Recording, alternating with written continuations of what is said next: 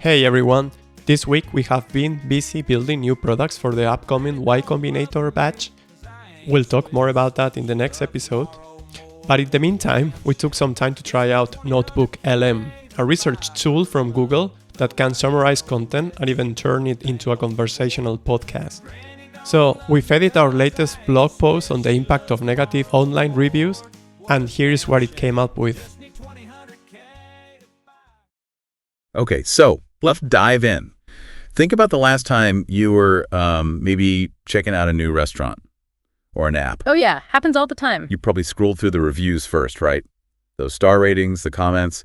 Yeah. They've become, well, pretty important for how we decide things. Hugely important. And today, for this deep dive, we're going to kind of flip that around. We're looking at it from the other side. Exactly.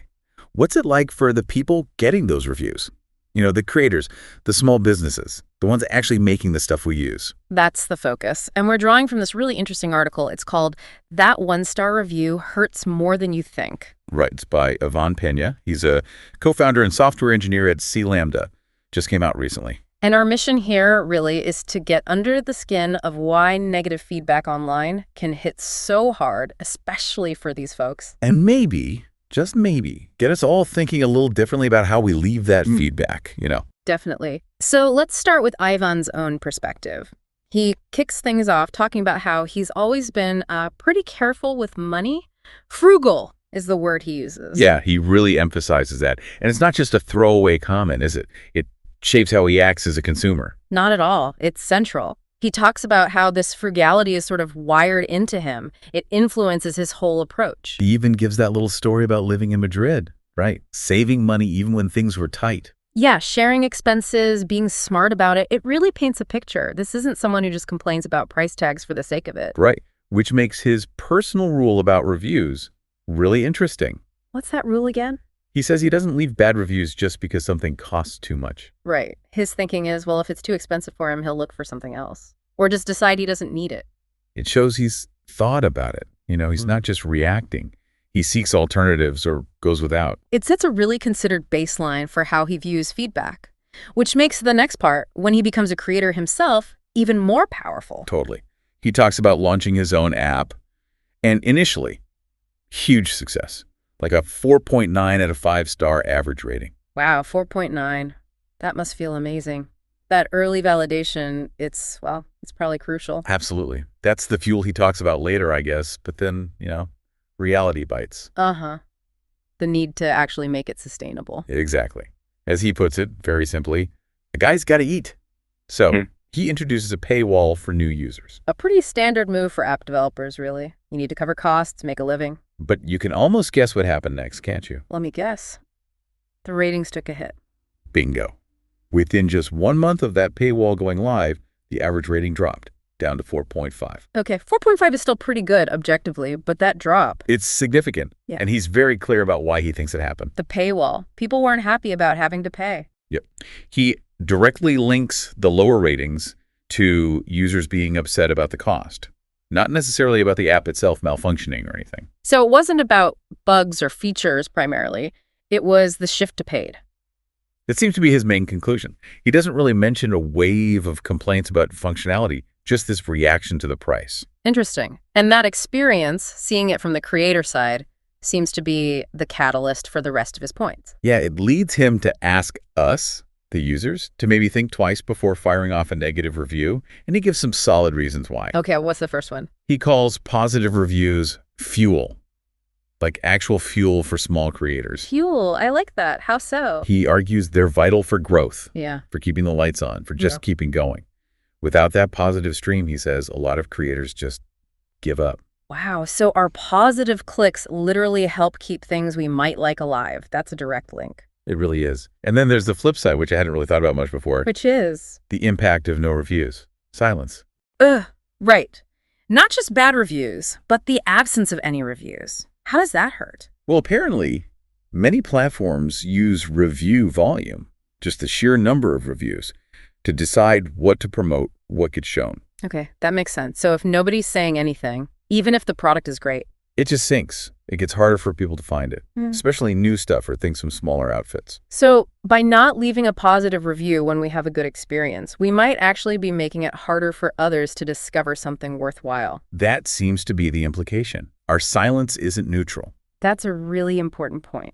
Okay, what else? He then talks about the type of feedback, making a distinction between just, venting. Letting off steam. Yeah, which might feel good for a second, but doesn't really help anyone improve, versus constructive feedback.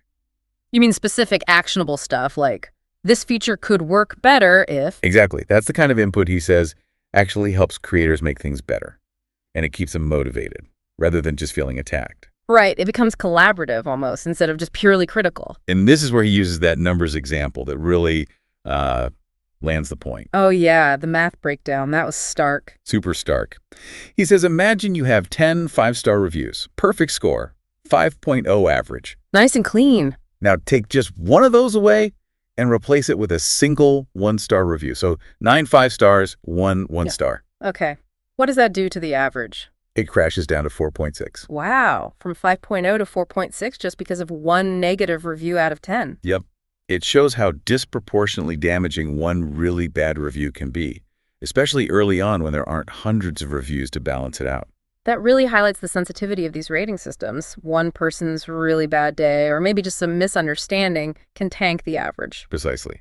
And then after laying all this out, he poses this really direct question to the reader, to us. The one about paychecks. That's the one. He basically asks, if you expect a paycheck from your employer every month, why shouldn't I earn from my work too?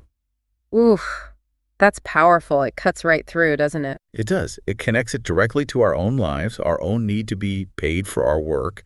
It's asking for that same understanding to be extended to creators. It reframes supporting creators, whether buying their stuff or giving good feedback, as just basic fairness, recognizing their effort has value. Yeah, strong appeal to fairness.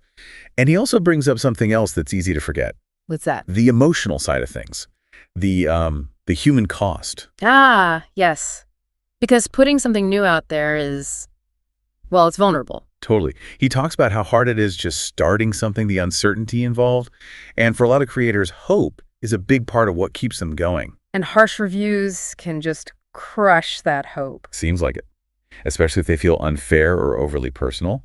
It's easy to forget there's a real person reading that comment. Absolutely. Behind the app, the artwork, the service, there's someone who's likely poured a ton of themselves into it. A really negative review can feel, like a personal blow.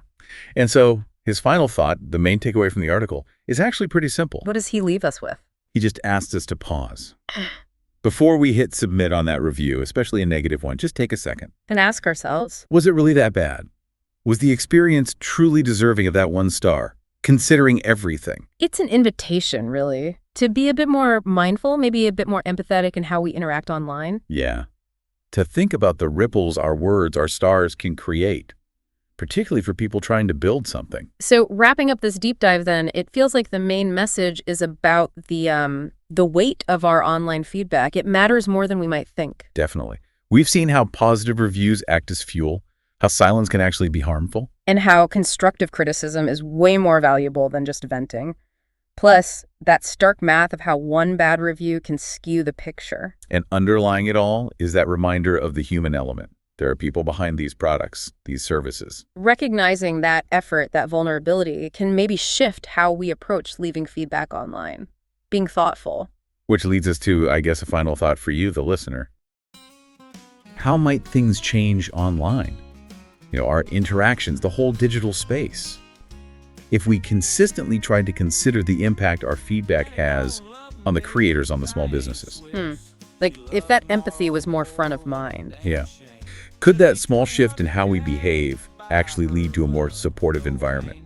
Maybe even a more innovative one, if people feel safer putting new ideas out there. That's a really interesting question. Could a little more thought in our feedback loop actually help build a better ecosystem for everyone? Definitely something to ponder next time you're hovering over those stars.